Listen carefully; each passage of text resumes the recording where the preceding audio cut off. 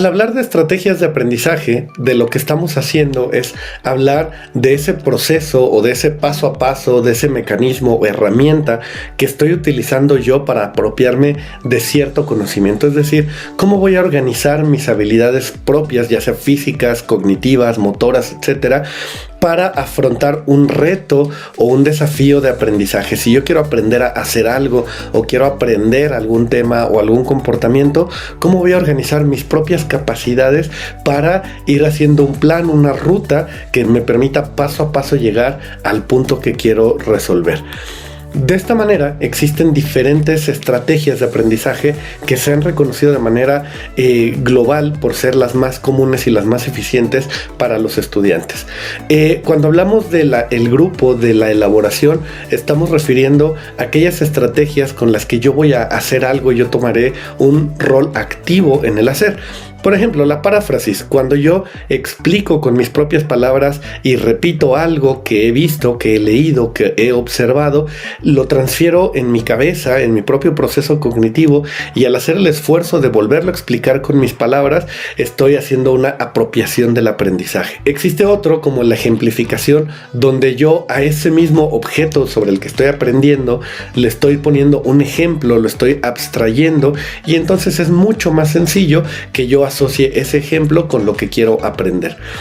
Otra parte es hacer preguntas sobre lo que estoy viendo, y al ir haciendo preguntas estoy profundizando en mi interior sobre lo que estoy observando y cómo eso me ayuda a responder sobre el entorno o sobre lo que quiero aprender. Y por último está el tema de la asociación, cómo conecto esto que estoy viendo o este mismo proceso o propósito de aprendizaje, cómo lo conecto con otra cosa. Existe también el grupo de estrategias relacionadas con la repetición, y aquí hay tres grandes categorías, ya sea que yo relea, y por releer estamos hablando de revisitar algo que ya he visto, que ya he leído por ahí, es decir, vuelvo, lo refuerzo, lo repaso con intención activa, y entonces en mi cabeza lo que estoy haciendo es un reforzamiento de esto mismo que ya he visto.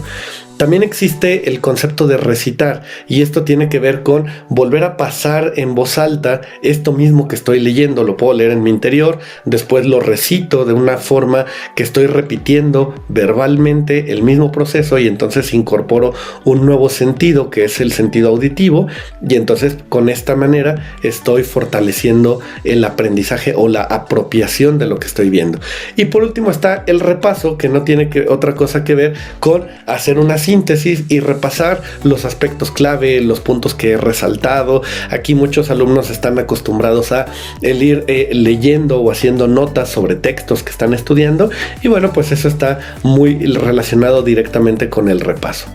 Y por último está el tema de la organización. Acá en la organización estamos hablando de hacer conexiones, por ejemplo, de agrupar las cosas a partir de sus características, o de hacer una conexión entre un objeto y otro de tal forma que entienda o amplíe su significado. También aparece el punto de esquematizar. Aquí es donde entran en juego los mapas mentales, los diagramas visuales, los organizadores gráficos, que me permiten hacer un esquema de las ideas o los conceptos más importantes. Y luego de la mano viene el enlistar y el jerarquizar. Es decir, cuando yo hago una categorización de las ideas o de los conceptos principales, de cómo una idea deriva en otra, etcétera, estoy agrupando información, le estoy dando un sentido y un significado propios, y entonces les estoy dando también una jerarquía o una primacía que me ayude a mí a recordarlos en mi interior. Y por último tenemos el tema de la práctica. El tema de la práctica está relacionado con aplicar el conocimiento, con